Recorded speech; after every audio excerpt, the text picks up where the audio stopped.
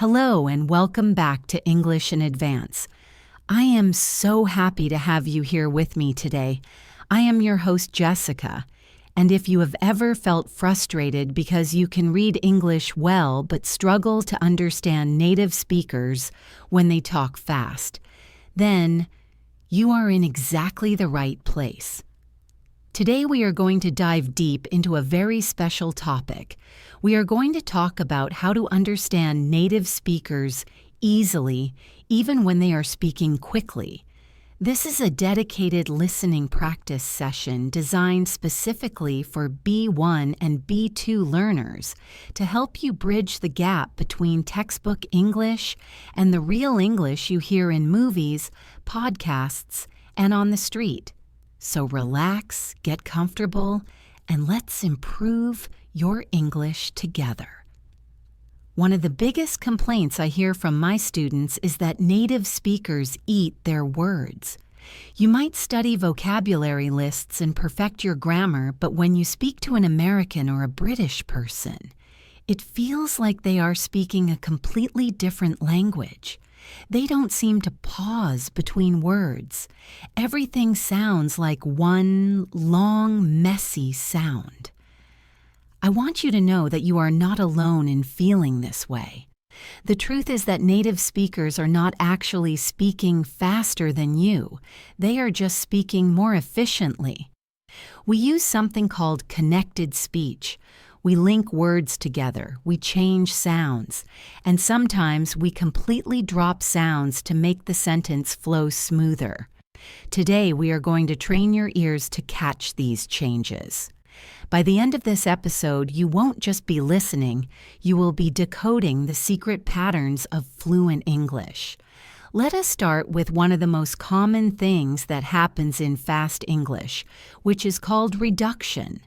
This is when we take perfectly good words and shrink them down. You have probably heard the common ones like gonna and wanna, but it goes much deeper than that. Think about the phrase going to.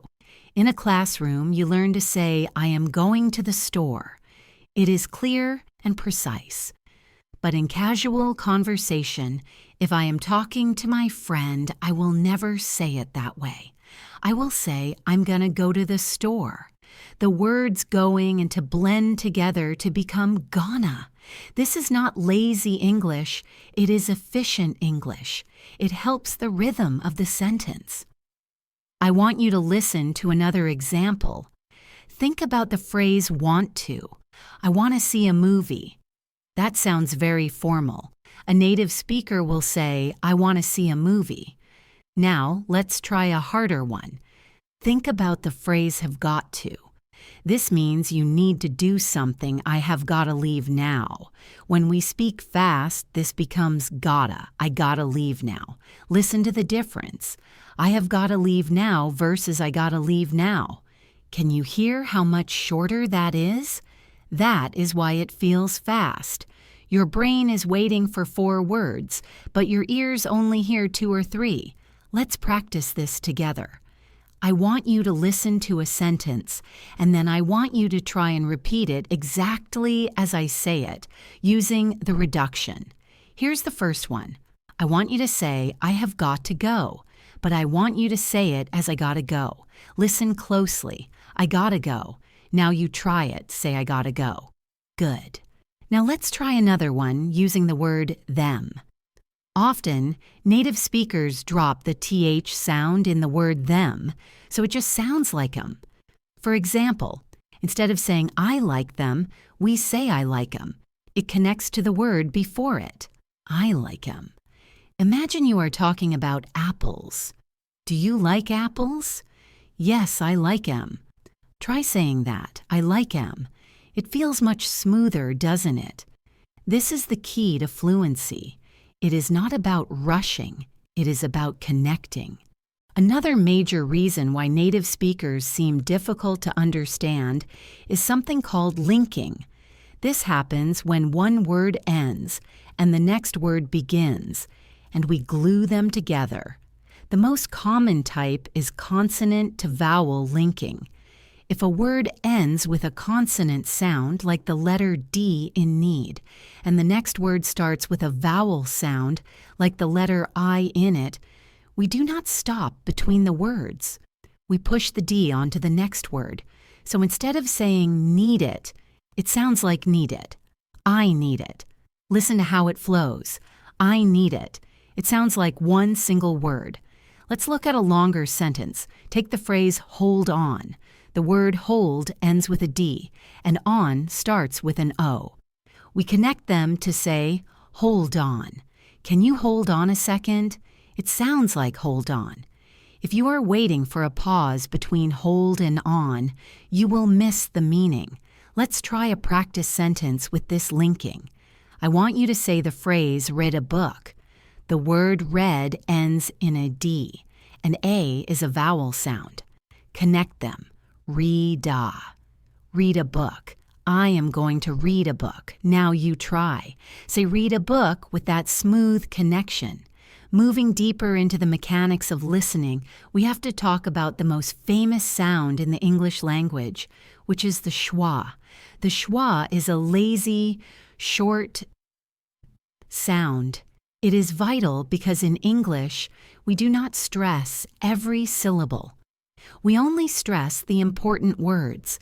The other words get reduced to this little sound. Look at the word banana. We don't say banana, we say bunanua.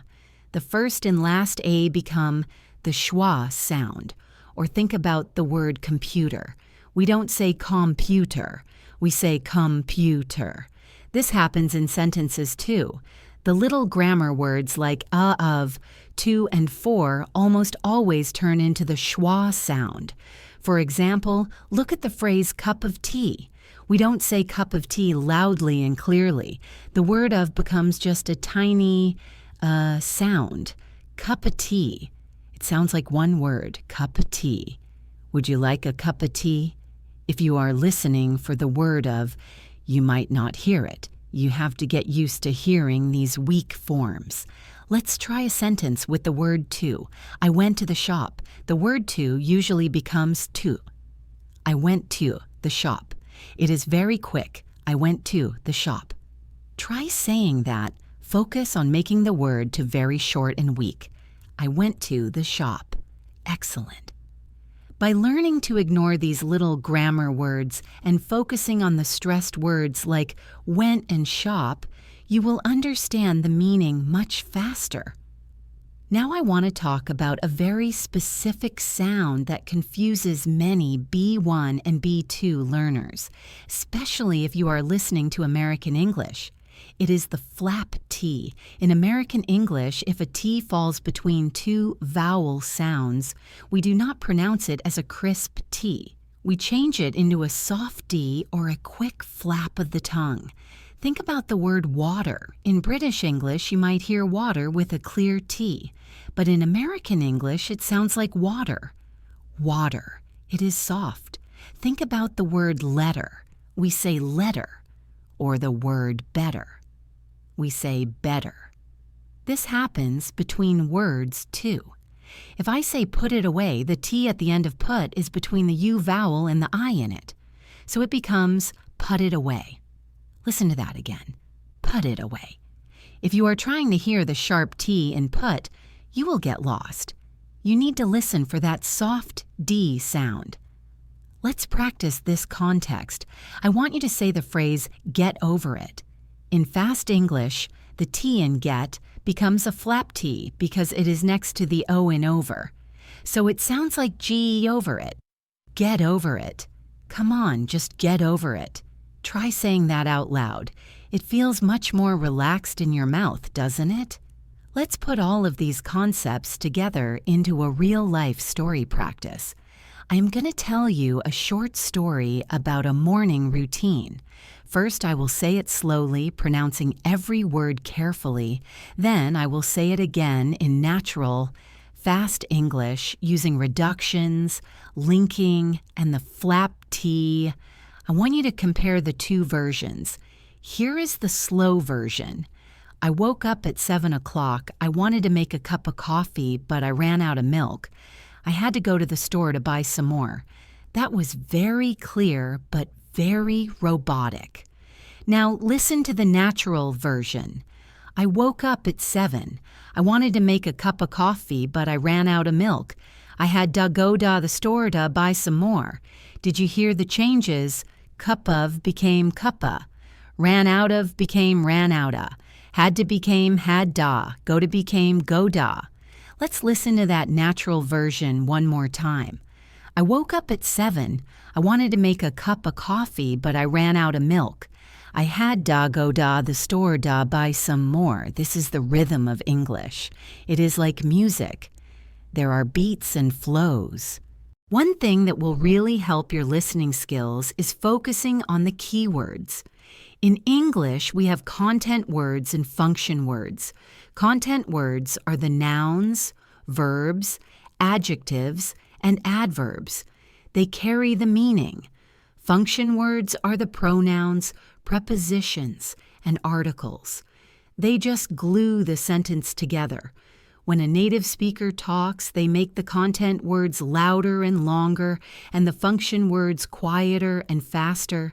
For example, take the sentence, "The cat is on the table." The important words are cat and table. Those are the pictures in your mind.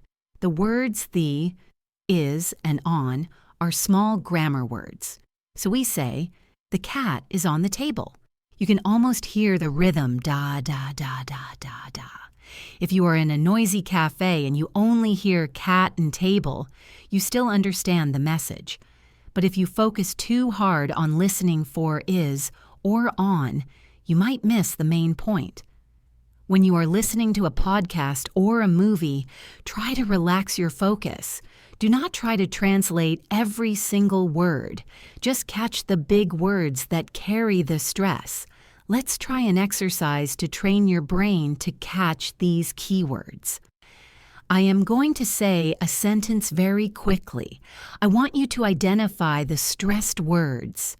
Here is the sentence. I've been waiting for the bus for 20 minutes. Listen again. I've been waiting for the bus for 20 minutes. Which words popped out? You probably heard waiting, bus, 20, and minutes. The rest of the sentence, I've been for the 4, was spoken very quickly and quietly. But the message is clear with just those 4 keywords, waiting, bus, 20, minutes. This strategy is incredibly powerful for B1 and B2 learners because it takes the pressure off. You do not need to be perfect. You just need to catch the waves of meaning. Another aspect of understanding native speakers is recognizing common slang and idioms that are used in fast speech. Often when people speak quickly, they use short phrases that don't translate literally. For example, if someone says hang on, they don't mean you should physically hang from something. It means wait. If someone says I'm beat, they mean I am very tired. If you hear give me a hand, they are asking for help. Understanding these little phrases prevents you from getting confused. Let's look at the phrase, what are you doing? In extremely fast, casual English, this often changes completely. It can sound like, what you doing? The words what and are. And you blend together to make whatcha. What you doing? Sometimes, the word are disappears completely. You might just hear, you coming, instead of, are you coming? If you know that natives drop these auxiliary verbs, you won't be confused. You will understand that the tone of voice indicates a question. Let's talk about the concept of assimilation. This is a fancy word, but the idea is simple. Sometimes, when 2 sounds meet, they change to become a completely new sound. A great example is when a word ends with a T or D sound, and the next word starts with a Y sound. They blend together to make a CH or J sound. Think about the phrase, don't you? The T in don't meets the Y in you. Together, they make a chi sound. So it sounds like don't you like it? Don't you want to go? Listen to that again. don't you? It is much easier to say than separating the sounds. Another example is, did you? The D meets the Y and makes a J sound. Did you? Did you see that? Did you go yesterday? If you are listening for did you might miss it.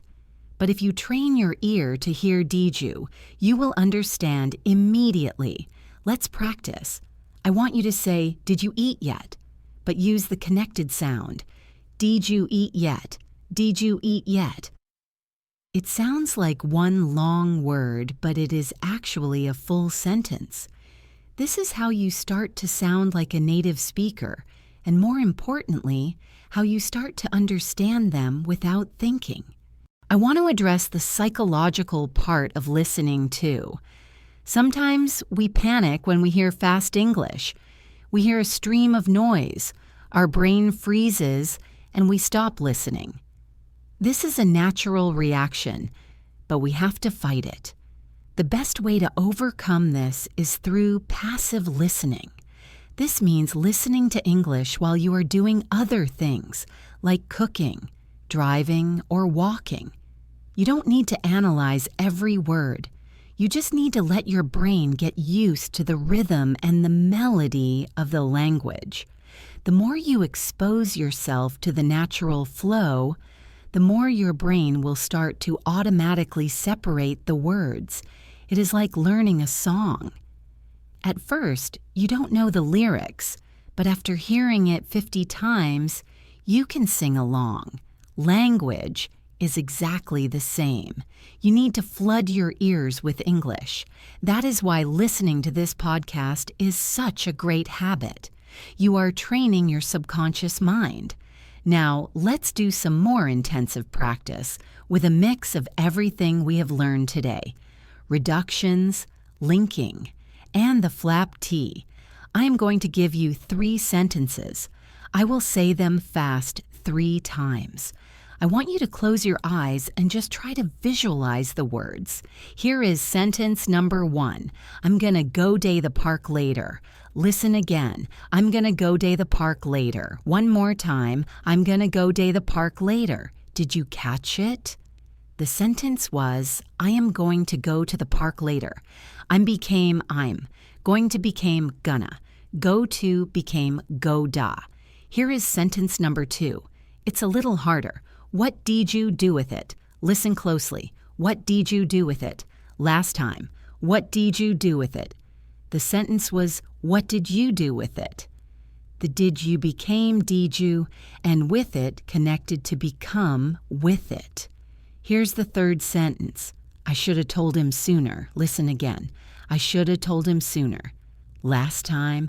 I should have told him sooner. This one is tricky. The sentence is, I should have told him sooner. Should have becomes shoulda. Told him becomes told him because we dropped the H in him. I should have told him sooner. If you manage to understand those, you are making incredible progress. As we continue, remember that English is a stress-timed language. This is different from syllable-timed languages like Spanish or French, where every syllable has roughly the same length. In English, the time between stressed syllables is equal.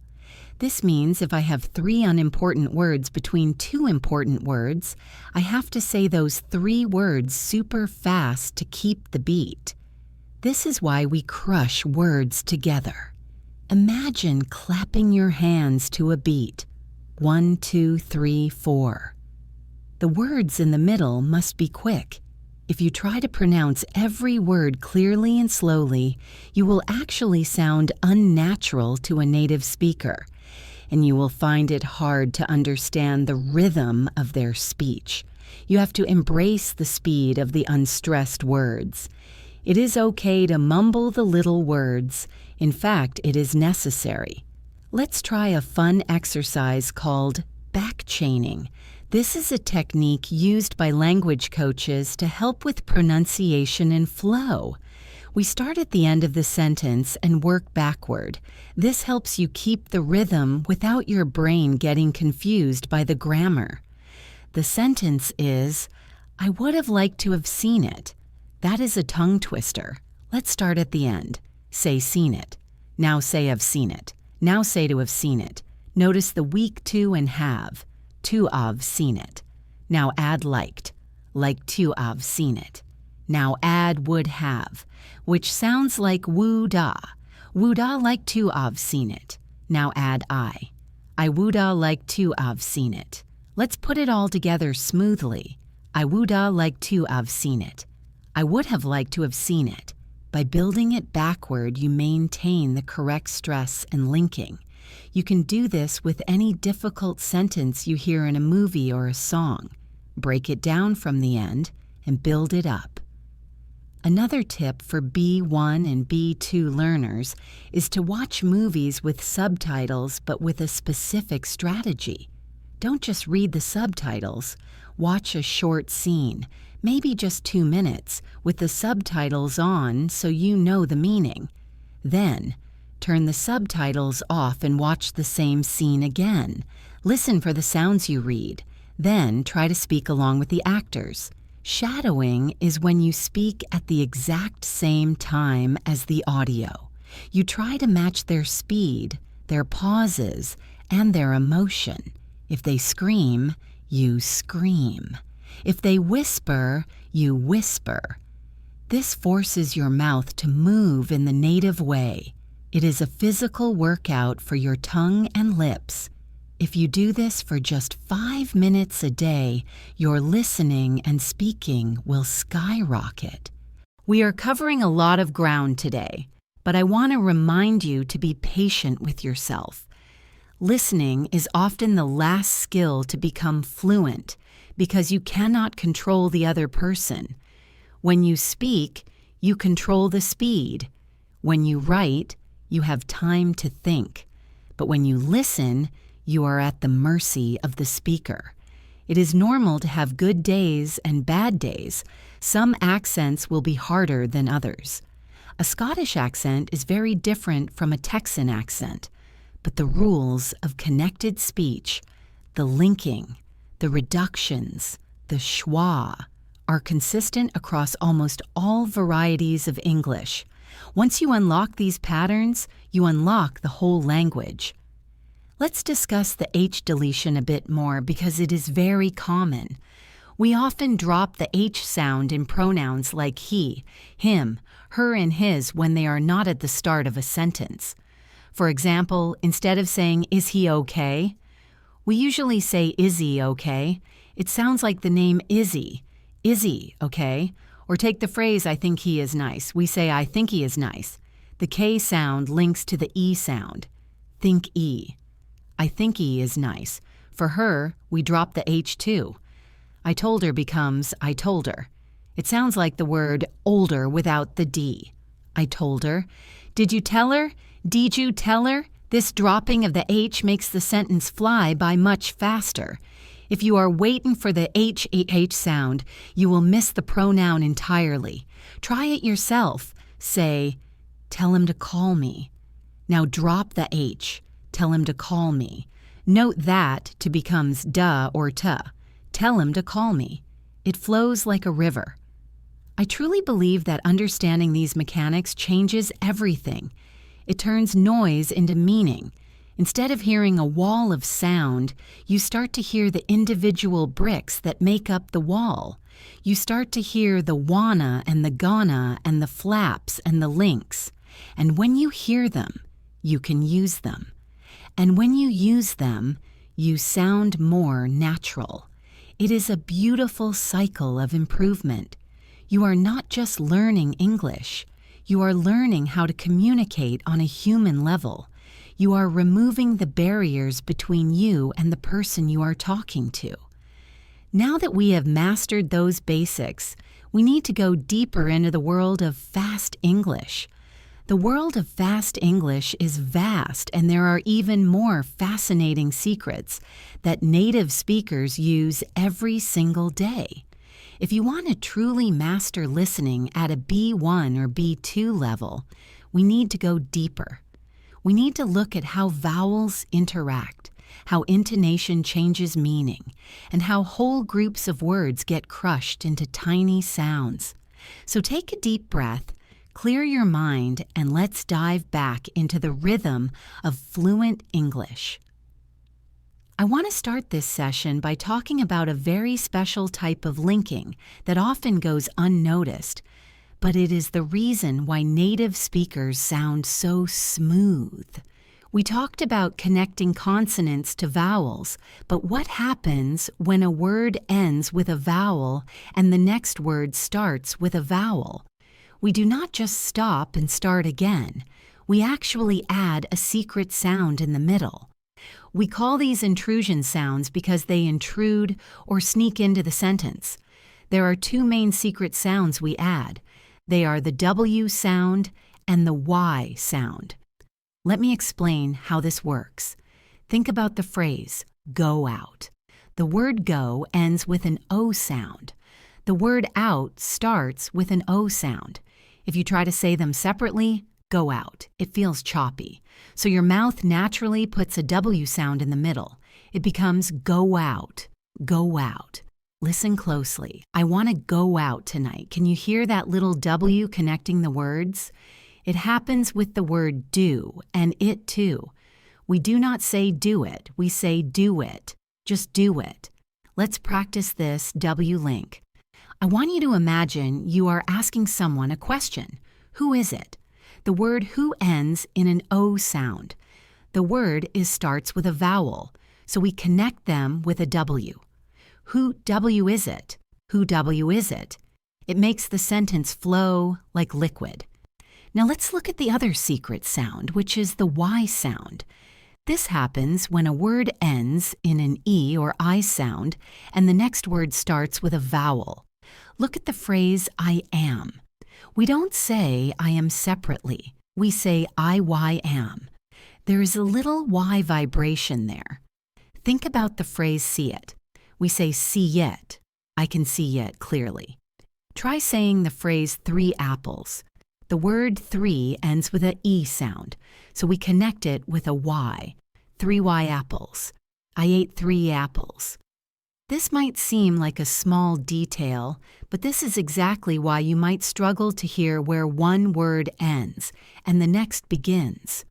Your brain is looking for a break, but the speaker is using these bridges to keep going. Let's move on to a topic that is crucial for understanding the feeling behind the words, and that is intonation.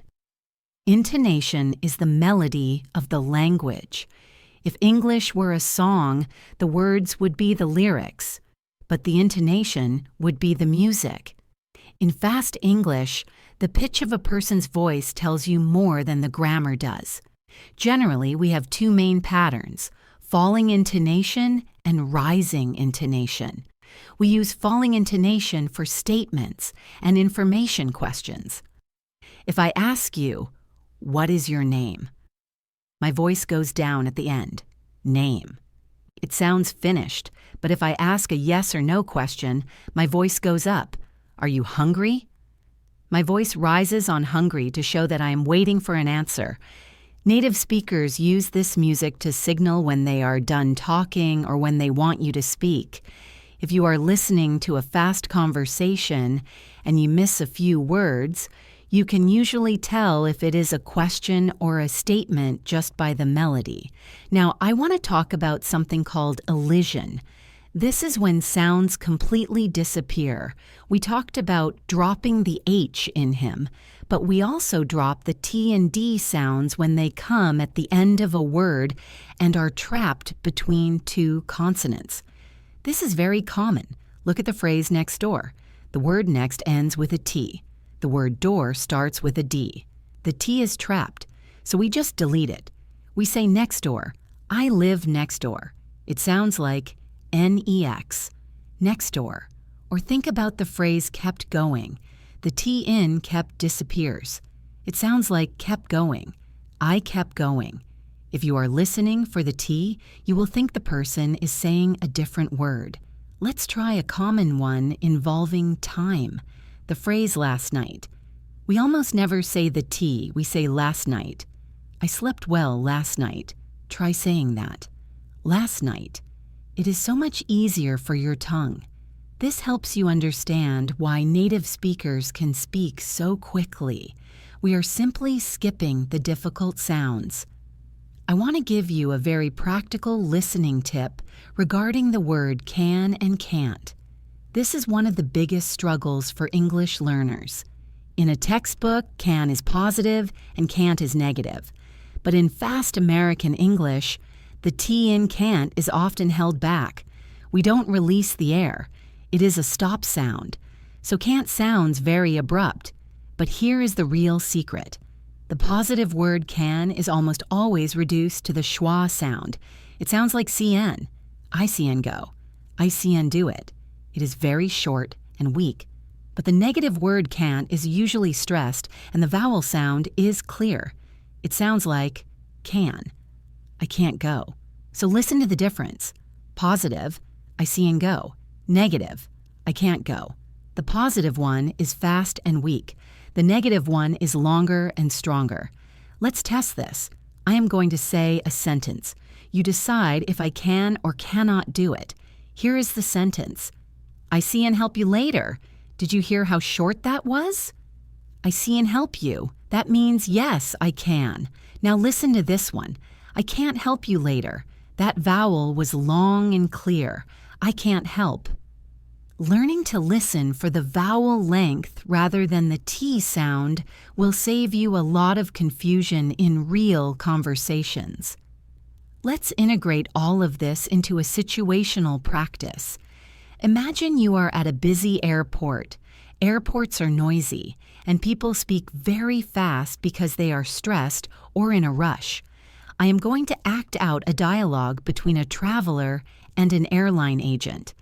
I will use all the linking, reductions, and intonation we have discussed. Listen carefully to the flow. Here is the scene. The traveler says, "Hi, I'm trying to get to New York." The agent says, "Do you have bags to check?" The traveler says, "Yeah, I've got a suitcase and a carry-on." The agent says, "All right, put 'em on the scale." Did you catch the details? Tryin' to get ta means trying to get to. Do you use the W link between do and you? Bags da check reduced to become DA. God da suitcase reduced, gotta to God da with a flap T. Put 'em connected, put and them. Let's listen to it again at full speed. Hi, I'm trying to get to New York. Do you have bags day check? Yeah, I've got da suitcase and a carry-on. All right, put 'em on the scale. When you break it down like this, the scary, fast English becomes a series of logical patterns. Another powerful concept to understand is the idea of thought groups. When we write, we use punctuation like commas and periods to show where to pause. But when we speak, we do not pause after every word. We pause after groups of words that belong together. These are called thought groups. Usually, a thought group is a short phrase that contains one idea. For example, in the sentence, "When I get home, I will cook dinner," there are two thought groups. Group 1 is "When I get home." Group 2 is "I will cook dinner." Within each group, the words are connected seamlessly. There are no breaks. It is like a long chain. When I get home, pause. I will cook dinner. Pause. If you try to listen to every single word individually, you will get overwhelmed. Instead, try to listen for the chunks. Listen for the melody of the phrase. This will help your brain process the information faster because you are processing ideas, not just vocabulary. Let's practice identifying thought groups. I am going to read a longer passage. I want you to listen for the tiny pauses that separate the ideas. I will exaggerate them slightly to help you. Here is the passage. Yesterday morning, I went for a run even though it was raining. After I came back, I made a huge breakfast because I was starving. Did you hear the chunks? Chunk 1. Yesterday morning. Chunk 2. I went for a run. Chunk 3. Even though it was raining. Within the chunks, everything is linked. Yesterday morning, I went for a run, even though it was raining. When you speak, if you pause in the wrong place, it can be confusing. For example, if you say, I went for a run, even though it was. That is hard to understand. But if you group the words correctly, you sound fluent and you understand a fluent speakers better because you know where the breaks should be. Now let's talk about a phenomenon that often happens with the word and. This is one of the most common words in English, but we rarely pronounce the D at the end, and we often reduce the vowel to a schwa. So, and becomes un or just n. Think about rock and roll. We say rock and roll, fish and chips, black and white, black and white. This allows us to list things very quickly. If you are listening for the word and clearly pronounced, you will miss it. It is just a tiny beat in the rhythm. Let's practice a sentence with lists. I need to buy bread and milk and eggs. In fast speech, this becomes, I need to buy bread and milk and eggs. Bread and milk and eggs. It sounds like one long word. Try saying that, bread and milk and eggs. By reducing the word and, you put the focus on the nouns, which are the important information. We also need to address the disappearing auxiliary verbs. In questions, native speakers often drop the starting words like are, do, or have. We touched on this with what you doin', but it goes further. Instead of saying, do you want a drink, a native speaker might just say, you want a drink? Or even just want a drink. The grammar is incomplete, but the meaning is clear because of the context and the rising intonation. Instead of, have you seen this? They might say, you seen this, or seen this. This is very common in casual settings. If you are learning English from a textbook, this might seem wrong, but in the real world, it is standard. So if you hear a short sentence that sounds like a statement but has a questioning melody, it is likely a question with a dropped auxiliary verb. Be prepared for this shortcut English. Let's go back to the flap T for a moment because it appears in so many unexpected places. We learned that water becomes water.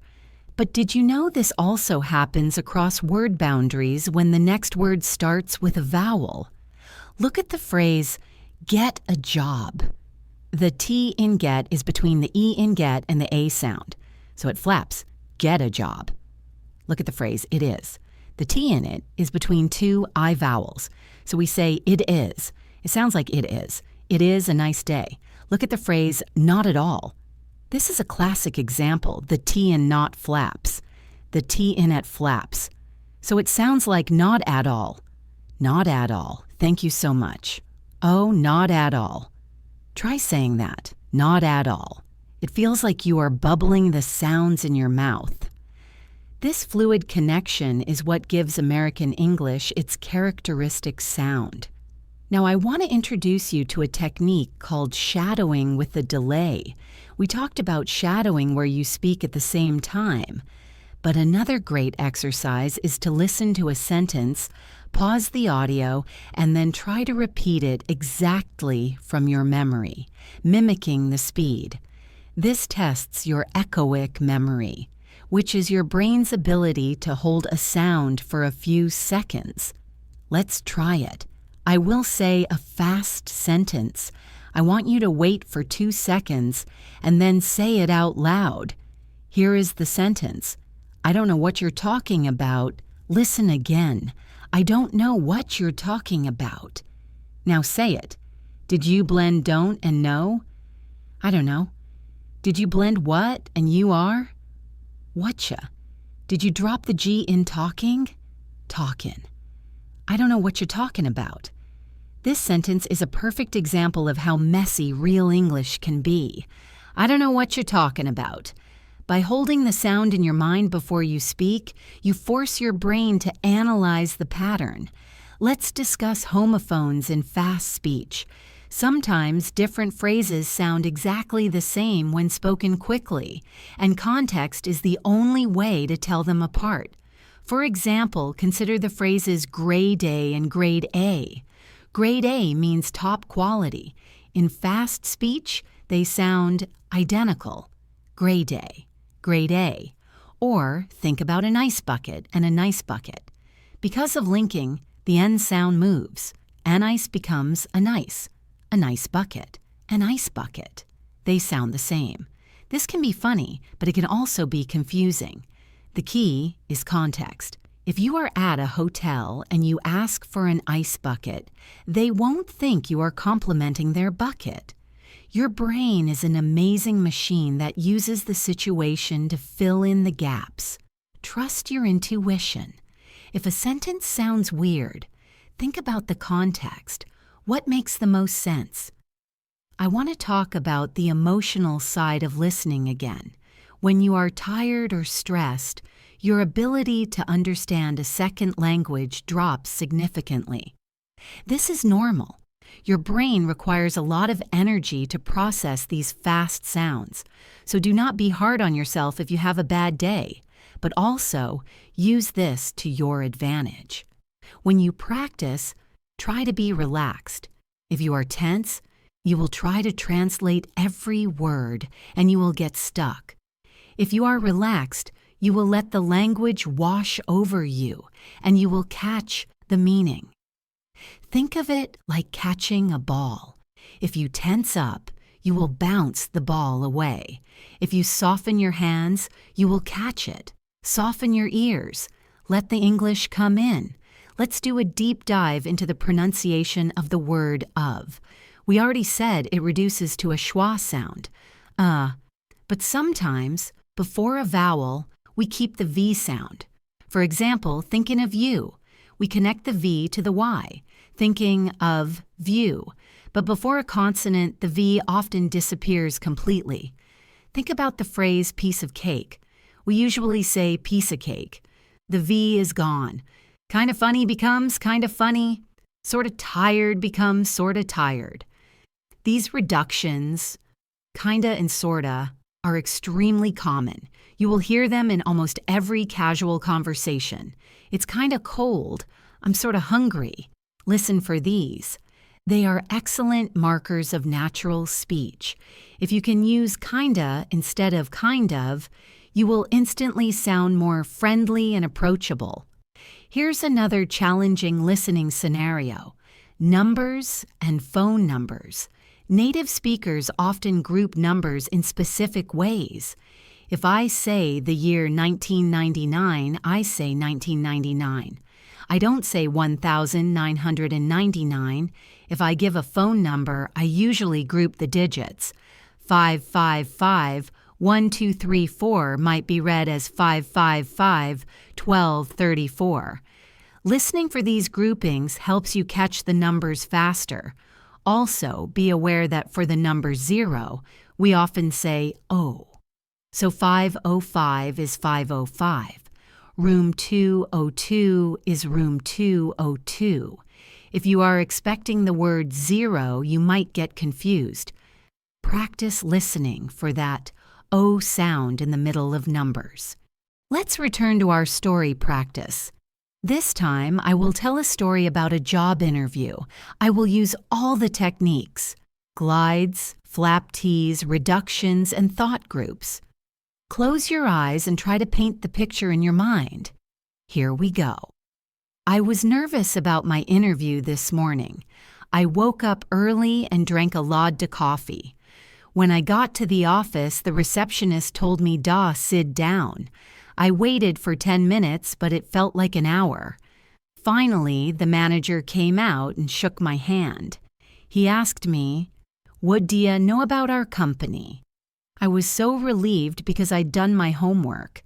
I told him everything I knew, and I think he liked it. Okay, open your eyes. How much did you catch?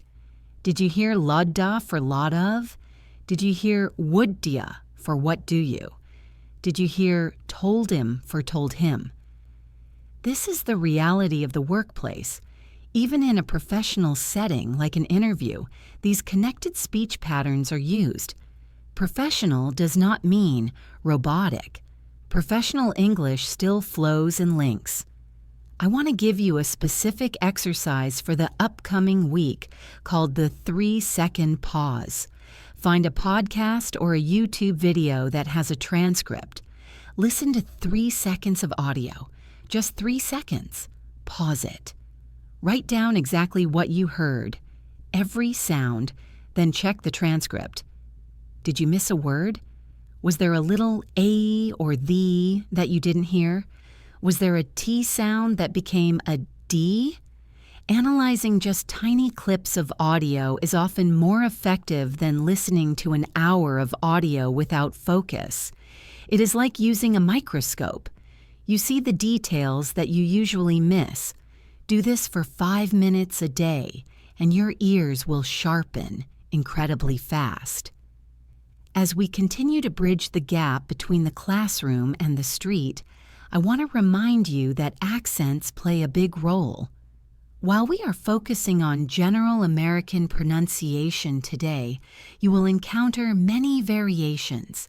However, the core principles of efficiency remain the same.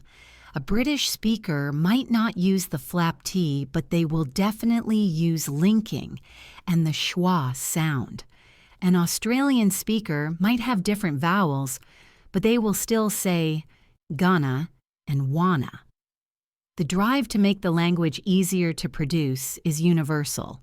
So these rules you are learning are the foundation for understanding all Englishes.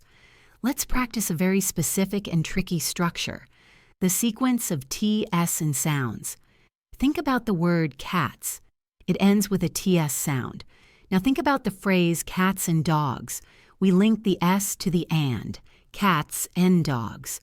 But what about words that end in STS, like tests? This is hard even for native speakers. The tests are hard. Often we simplify the cluster. We might reduce the T so it sounds more like TESS. The tests are hard. Or we might lengthen the S. If you hear a word that sounds like guess, it might be guests. Context is your best friend here. Do not get hung up on hearing every single consonant in a cluster. If you hear, I have 3 guests coming for dinner, your brain knows it is guests. Trust that mechanism. I also want to talk about the word that. In English, that is a shapeshifter. Sometimes it is a demonstrative pronoun, like I want that one. In this case, it is strong and clear, that.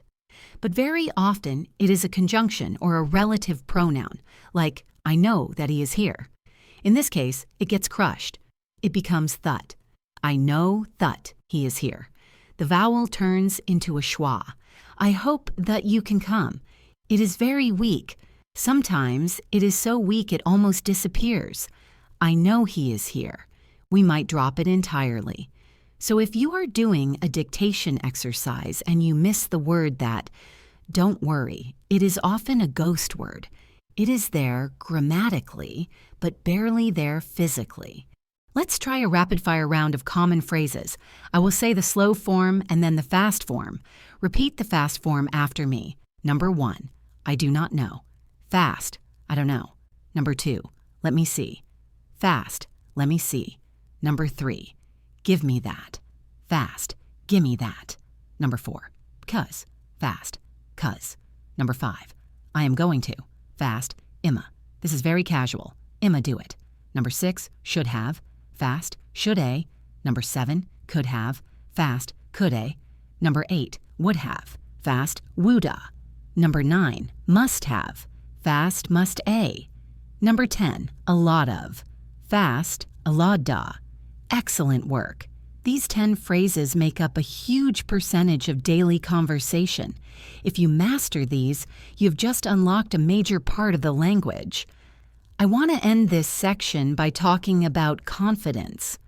Often, B1 and B2 learners feel shy about speaking fast because they think they will make mistakes. But here is the truth. Speaking with connected speech actually covers up mistakes. If you stumble on a grammar point but your flow is good, People will understand you better than if your grammar is perfect, but your speech is robotically slow. Using gonna and wanna and linking your words makes you sound confident. It tells the listener, I am comfortable with this language. So fake it until you make it. Copy these sounds. Mimic the actors in movies. Adopt the rhythm. You will find that when you speak with the flow of a native, you start to understand the flow of a native. The two skills are linked. We have covered so much, but English is a living language with even more layers to uncover. In this next section, we are going to tackle some of the most advanced and tricky sounds that B1 and B2 learners face. We are going to talk about sounds that stop in your throat, sounds that change shape completely, and how to understand long, complex sentences that seem to fly by in a second. So settle in, keep your ears open, and let's continue our journey to mastery. Let us begin with a sound that is very distinct, especially in American English, but also appears in British English in different ways. It is called the glottal stop. This is a fancy name for a simple action. It is when you stop the air in your throat instead of making a sound with your tongue. Think of the word uh-oh. That little stop in the middle, that sudden silence, is a glottal stop. Now, native speakers use this all the time for the letter T. If a T comes after a vowel and before an N sound, we often do not say the T, we just stop the air. The most famous example is the word button. We rarely say button, we say buen, button. Listen to the stop, buen. It happens in the word mountain. We say monen, or the word curtain, kuran. Even the word cotton becomes koyan. This can be very confusing if you are waiting for the crisp T sound. You might think I am saying a different word, but if you train your ear to hear that little catch in the throat, you will suddenly understand words like forgotten, which becomes forgotten, and sentence, which often sounds like sen-ence. Let's practice this. I want you to say the sentence, I have forgotten the button, but try to use the glottal stop. I have forgotten the button. It feels strange at first, but it is the sound of modern American English. Now let's look at a similar phenomenon where the letter T disappears completely after the letter N. This is extremely common in words like internet. In careful speech, we say internet, but in fast speech, the T vanishes, and it sounds like internet. I saw it on the internet. Think about the word interview. We often say interview or international. International. This is not lazy. It is just the path of least resistance for the tongue. If you are listening for the sharp T, you will miss the word. You need to listen for the rhythm and the context. If I say I have an interview for a job, your brain should instantly recognize interview. Let's try a sentence. The international interview was on the internet. Now let's speed it up and drop the T's. The international interview was on the internet. Can you hear how much smoother that is? It flows like water. We need to talk about something that terrifies many students, and that is double contractions. You know, simple contractions like I have becomes I've, and I would becomes I'd. But in spoken English, we often smash three words together. For example, I would have. In writing, you might see I'd have. But in speaking, we reduce the have to just a schwa sound, so it sounds like idea, I'd have done it. Or look at words like shouldn't have. This becomes shouldn't-ia. You shouldn't gone there. Couldn't have becomes couldn't he couldn't have known. These sounds are very fast and very short. If you are not careful, you might think the person is just stuttering, but they are using complex grammar in a compressed form. Let's listen to a sentence. If I had known, I would have helped. Fast version, if I'd known, I'd have helped. I'd have. Try to say that sound. I'd have. It rhymes with of. I'd have. Mastering these double contractions is a huge leap forward for your listening comprehension because they carry so much meaning about the past and hypotheticals. Let's shift our focus to how we pronounce the TR and DR sounds. In standard pronunciation guides, T is T and R is R, but when they are together at the start of a word, they change. The T sound actually changes to a CH sound, like in cheese. So the word tree sounds like tree. The word try sounds like cry. The word train sounds like train. Listen closely to a native speaker next time they say, I am trying to catch the train. It sounds like I am trying to catch the train. The same thing happens with DR.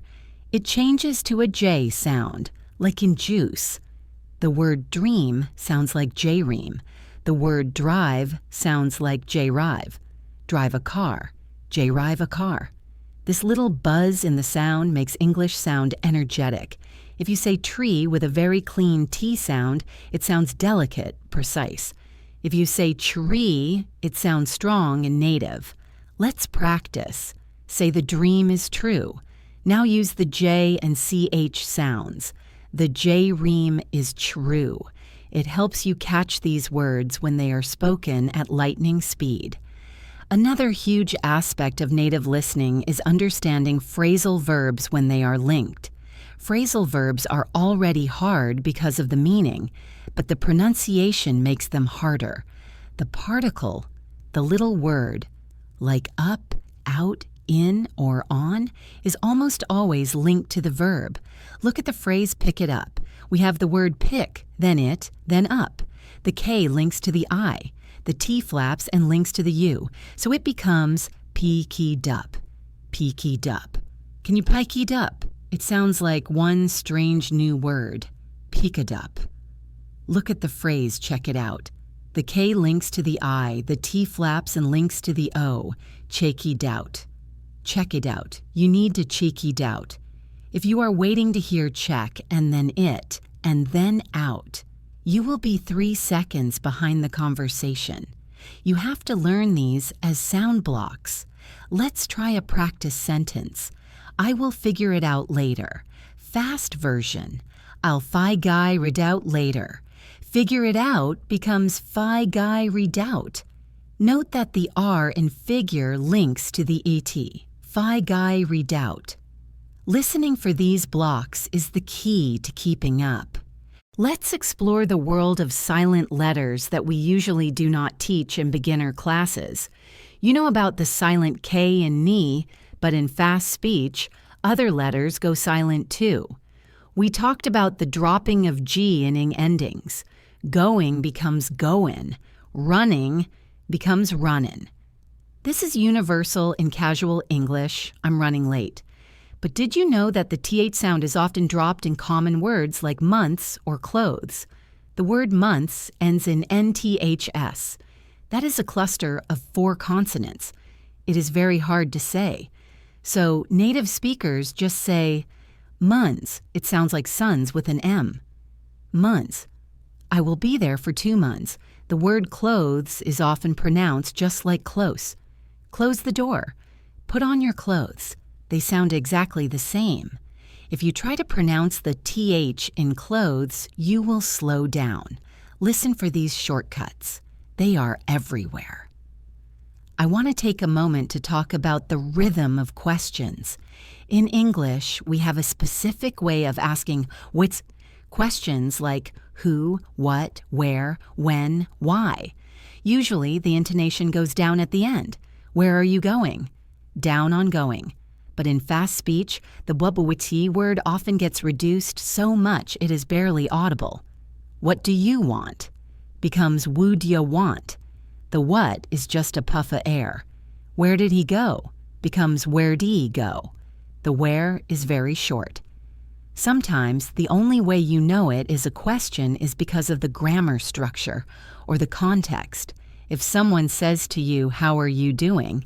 they might just say, "How ya doin'?" or even just "doing okay." You have to be ready for the first word to be swallowed. Let's do a focus listening exercise on the word that. We mentioned it before, but it is the ultimate connector. It links ideas. I hope that you are well. He said that he was tired. In these cases, the word that is almost silent. It is just a bridge. But sometimes we use that to point at something. That is my car. In this case, it is loud. I want you to listen to these two sentences and tell me if the word that is loud or quiet. Sentence 1. I know that you are busy. Sentence 2. I want that one. In sentence 1, I know that you are busy, quiet. In sentence 2, I want that one, loud.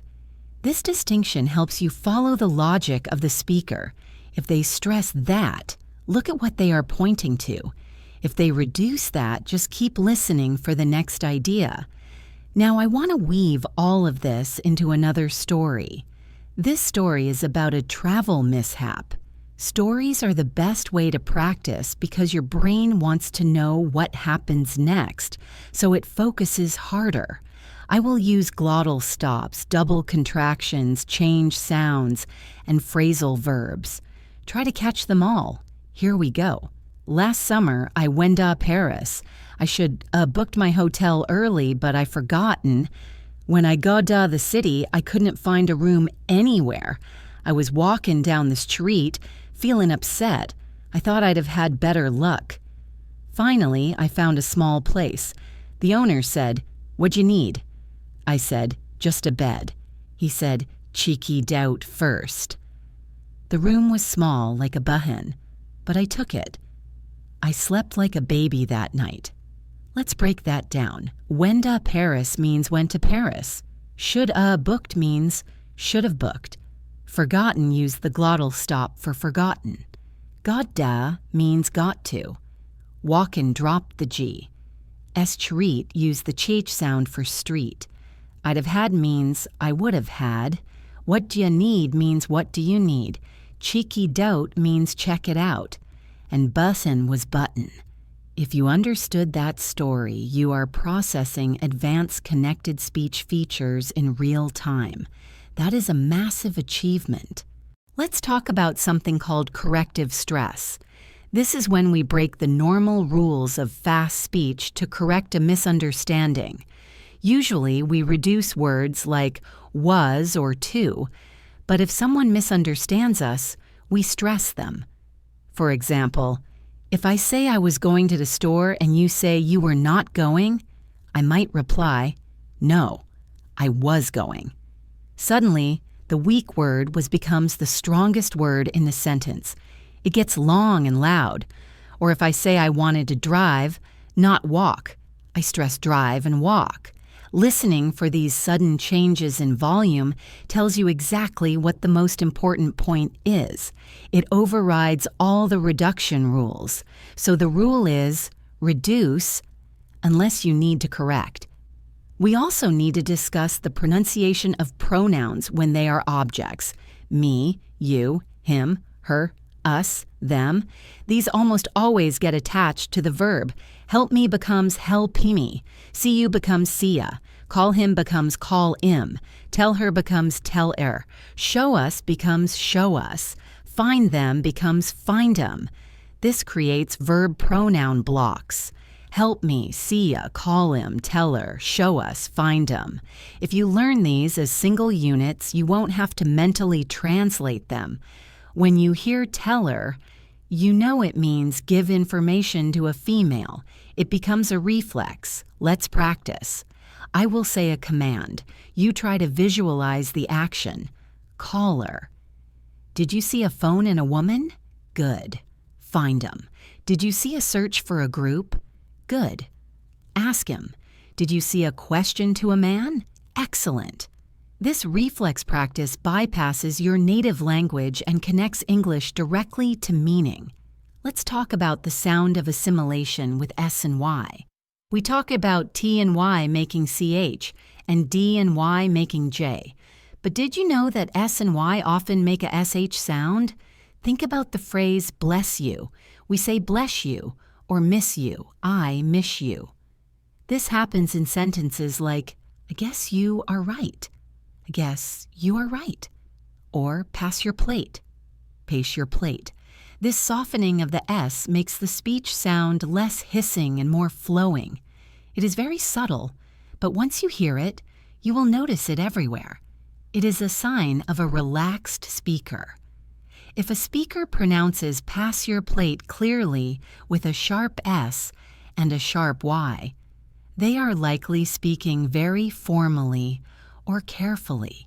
Another interesting feature is the disappearance of the vowel in the middle of long words. We call this syncope. Think about the word chocolate. It looks like it has 3 syllables, chocolate, but we say chocolate. 2 syllables. Think about comfortable. It looks like comfortable, but we say comfortable. 3 syllables, or vegetable. We say vegetable. Camera becomes Camry. Family often sounds like family. This helps the rhythm of English stay fast. If you try to say every vowel in comfortable, you will sound clunky. Learning which vowels to delete helps you match the native beat. Let's try a sentence. My family loves chocolate and vegetables. Fast version, my family loves chocolate and vegetable. It is punchy and quick.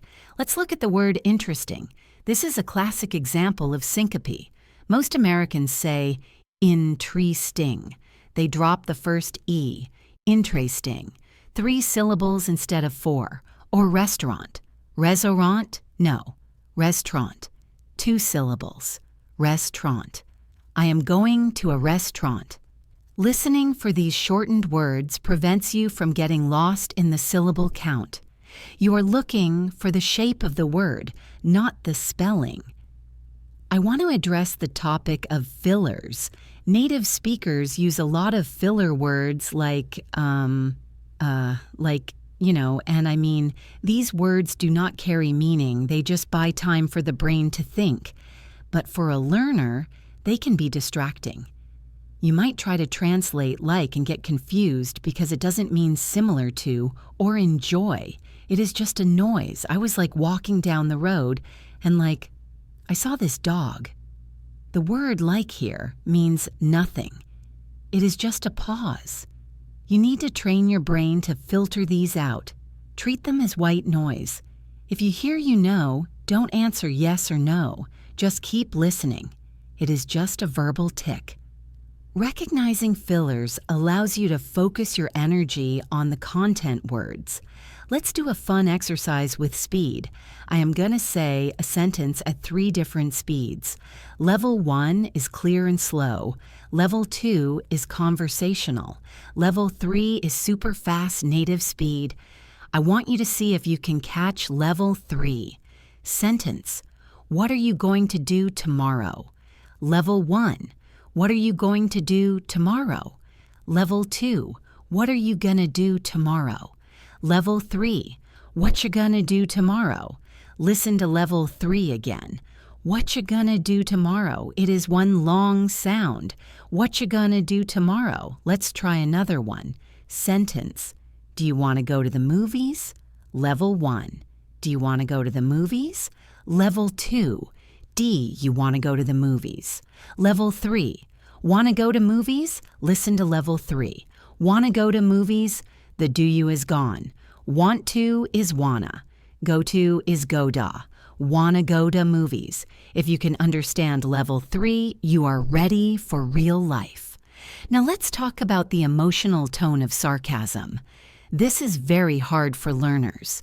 In English, when we are sarcastic, we often speak slower and elongate the words, and our intonation goes flat or exaggerates the up-down movement. If someone says, "Oh, that is just great," but they say it with a flat, low voice, they mean it is terrible. "Oh, that is just great." If you only listen to the words great, you will think they are happy. You have to listen to the tone. Sarcasm often breaks the rules of fast speech. It drags the words out. So if you hear someone suddenly speaking slowly and dragging their vowels, be suspicious. They might be saying the opposite of what they mean. Let's combine everything we have learned into a dialogue about making plans. Two friends are talking on the phone.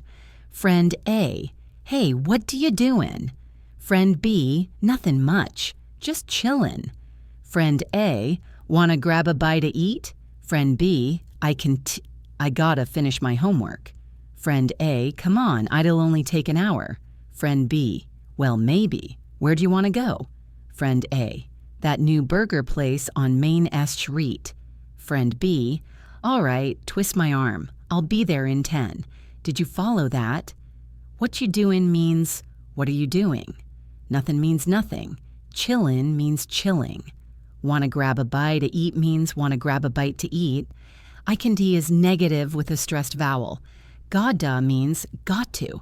Id'll means it will. Take an means take an. Where do ya means where do you. Street means street. Twist my arm is an idiom meaning you convinced me. Therein means therein. 10 means 10 minutes. This dialogue is typical of how friends speak. It is efficient, casual, and full of connections. I want to give you a tip about listening to numbers again, specifically regarding years and prices. We often break them down. 1,500 is usually 1,500, not 1,500. 2025 is 2025. If something costs $19.99, we say $19.99. We drop the word dollars and cents. Listening for this pattern helps you process money and dates instantly. If you hear 40.50, it probably means $40.50. Context is key. Let's discuss the word them again. We said it reduces to em, but did you know that sometimes perfectly intelligent people use bad grammar with pronouns in casual speech? You might hear someone say, "Me and him went out," instead of "he and I went out." As a listener, you need to be flexible. Do not let grammar errors from native speakers confuse you. They are just speaking colloquially. Focus on the message. Two people went out. Being a rigid listener makes it harder to understand. Be a flexible listener. Flow with the mistakes. We are approaching the end of this massive masterclass, and I want to talk about the importance of prediction. Good listeners are like fortune tellers. They predict what is coming next. If I say I am hungry, let's go to a, your brain should already be thinking restaurant or cafe. If I say it is raining, I need my, your brain should shout umbrella. When you listen to fast English, your brain uses these predictions to fill in the gaps where the sounds are reduced. You don't actually hear the word umbrella clearly. You just hear umbrella and your brain finishes it. This is why vocabulary is so important for listening. The more words you know, the better your brain can guess the missing sounds. So keep reading, keep studying words, and your listening will improve automatically. Let's do one final intensive drill. I am going to give you a sentence that is a tongue twister of connected speech. I will break it down and then we will speed it up. The sentence is, "What did you think of the movie that we saw last night?" Step 1. What did you becomes what did you? Step 2. Think of becomes think a. Step 3. The movie. Step 4. That we saw. That reduces to that we saw. Step 5. Last night. Drop the T. Last night. Put it together. What did you think of the movie that we saw last night? What'd you think the movie that we saw last night? Try saying it. It sounds like a completely different language, doesn't it? But that is English, that is the code, and you are breaking it. Thank you so much for spending this time with me on English in Advance. I know that listening practice can be intense, but you did a fantastic job today just by showing up and tuning in. Remember, fluency is not a destination, it is a journey, and you are making progress with every single minute you listen. If you found this episode helpful, and if you want to keep improving your English with simple, clear, and engaging lessons, please make sure to subscribe to the channel. Give this video a thumbs up so I know you want more content like this. And tell me in the comments, which reduction is the hardest for you to hear? Is it the flap T? Is it the linked words? I would love to hear from you. Keep practicing, keep listening, and keep moving forward. I am Jessica, and I will see you in the next lesson. Bye for now.